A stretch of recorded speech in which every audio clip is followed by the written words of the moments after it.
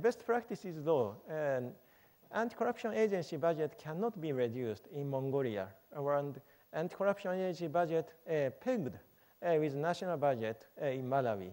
And there is a legal obligation to report corruption in Canada and Malaysia, and a reward for election bribery in South Korea, and so on.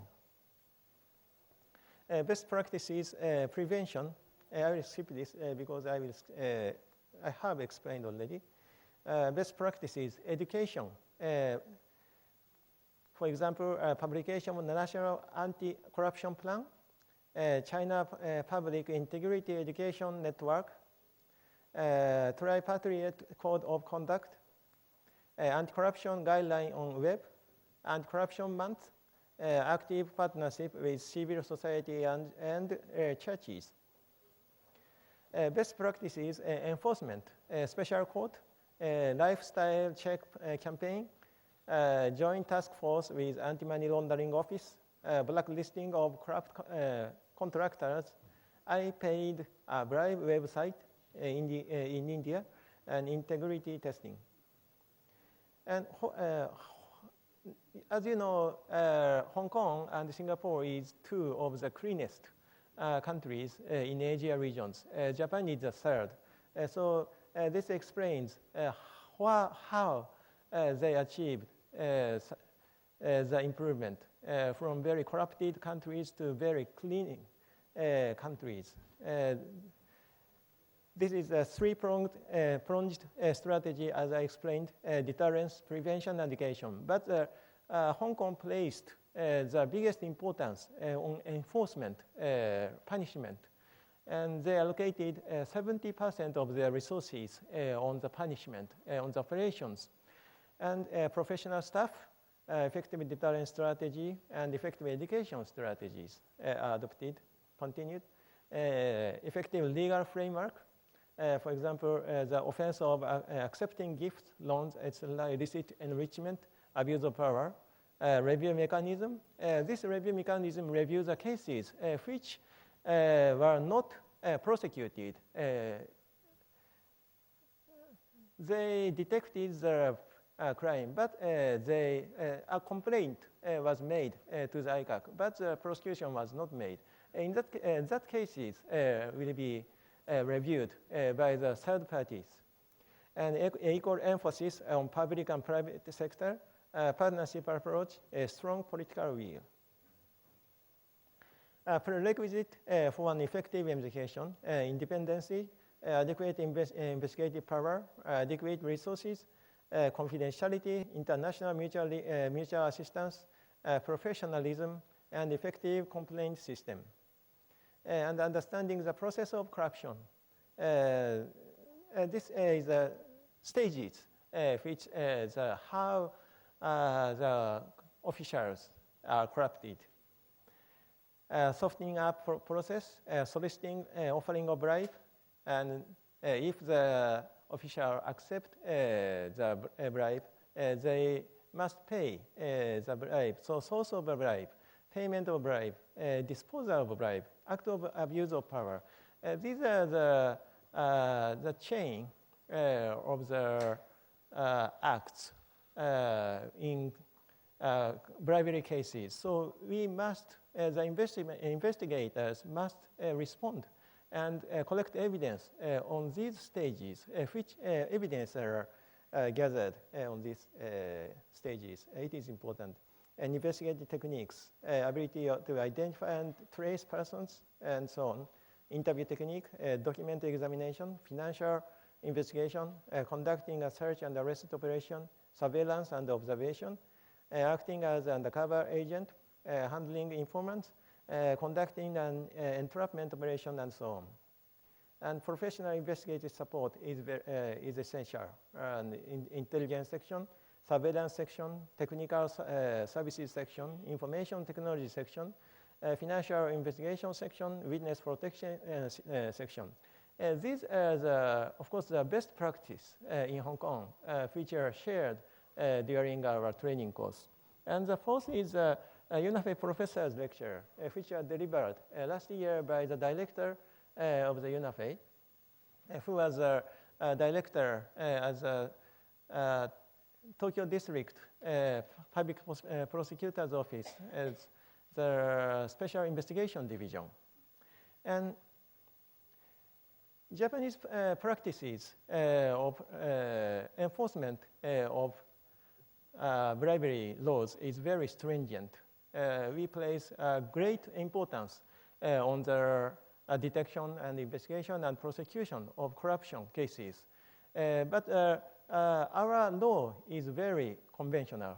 Japan is unfortunately exceptional countries which have not yet ratified the UN Convention yet because we do not have the state-of-art legislations in substantial law and also the procedural law. We do not use special measures to detect and prove the cases.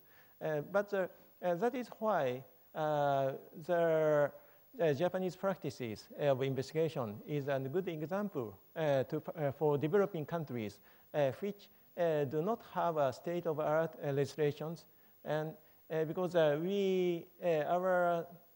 method to investigate corruption cases is very traditional, and but we are very stick to the principle of the basic investigation is important, and we make thorough search and seizures to relevant places, and we seize a lot of documents, and we make thorough analysis to that documents seized, and we make thorough interrogations to the suspects and to the witnesses, and which is very stringent. And so that is why the Japanese prosecutors have been recently criticized for our stringent interrogations. So now we are now in the process of improving our interrogation systems. But the Japanese corruption enforcement framework, no special commission agency or corruption enforcement. We do not have independent anti-corruption body. That function was performed by the Special Investigation Division at the 3 district public prosecutor offices. No state-of-art legislation, both on criminalization and investigative prosecutorial tool. Prosecutors' independent investigation. This is one of the characteristics of Japanese enforcement. And in many countries, prosecutors can be involved in the investigation. But in most cases, I understand that the prosecutors can direct the police to do some investigations. But some countries, in some countries, prosecutors have the power to investigate the crimes by themselves.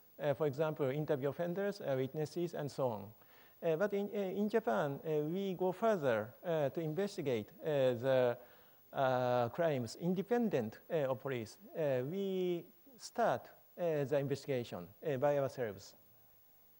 And many high-profile corruption cases were brought to justice by our independent investigations. Why no special independent organizations? One reason is police keep integrity and public confidence, and second, prosecutors independent, highly regarded by politicians. Prosecutors' independence.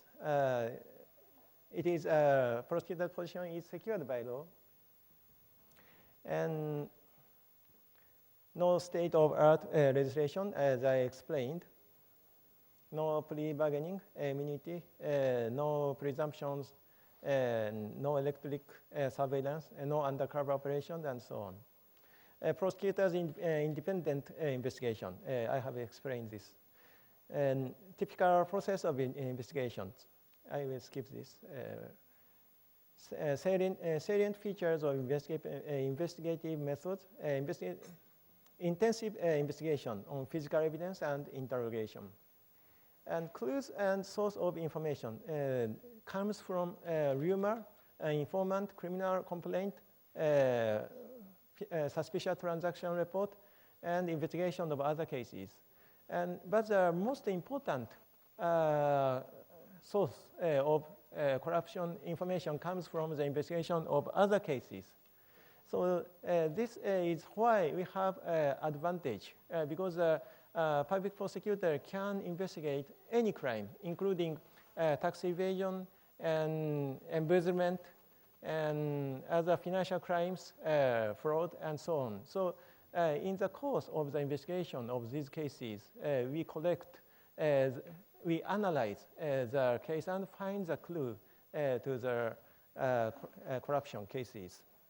How to detect flow of funds, and source of bribe. And this is some technical areas, so I will skip this. Inquiry to financial institutions, how to identify a secret fund, and identify suspicious expenditures and trace flow of fund. These are made by very extensive and meticulous investigations, which takes perseverance and takes time. How to detect the owner, true owner of a pseudonymous bank account. I'm sorry. Okay. So I will skip the rest of the slide. This is the importance of the analysis of evidence and sharing the contents of the analysis, and how to get the confession, and how to investigate crimes. And the conclusion is the same as the slide I explained as the first occasion. So this is regional programs. Regional programs is important to enhance regional international cooperations. So that's it. I'd like to finish my presentation. Thank you very much for your attention. Thank you, Mr. Kiyono, for a very comprehensive presentation on the role of UN Asia and Far East Institute, its various programs, best practices, and as well as the Japanese position which you have highlighted. We'll take a very short break of 10 minutes, and thereafter we'll resume at 5:15 sharp. And Mr. Nimesh Jani would then give his presentation. Thank you.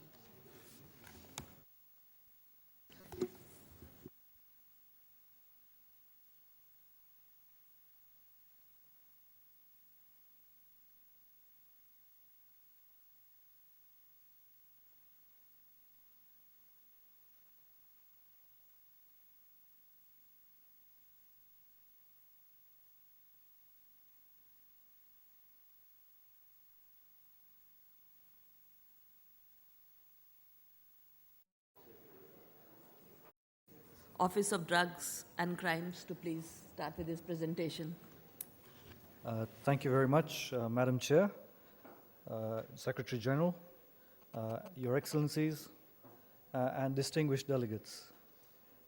I have the graveyard slot, and to be honest with you, when the Secretary General announced that there was going to be a break, I thought I'd be speaking to an empty hall when I came back. So thank you very much, distinguished delegates, for taking time at this very late hour to return and listen to me speak. I'm going to take your time very briefly to talk about the challenges in combating corruption and of the role of UNCAC in this regard. I think it's only right I introduce myself first. My name is Nimesh Jani. I have literally arrived in New Delhi last Wednesday as the regional advisor for the UN Office on Drugs and Crime. Prior to that, I was working in Afghanistan as a prosecution advisor, and prior to that, I was working for 20 years as a prosecutor in the United Kingdom. I've also negotiated for the UK on the review mechanism for the UN Convention Against Corruption.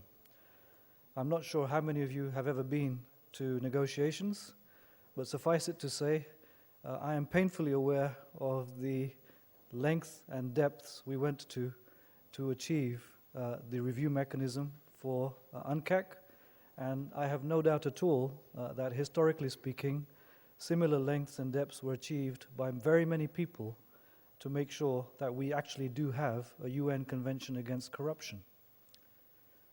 So,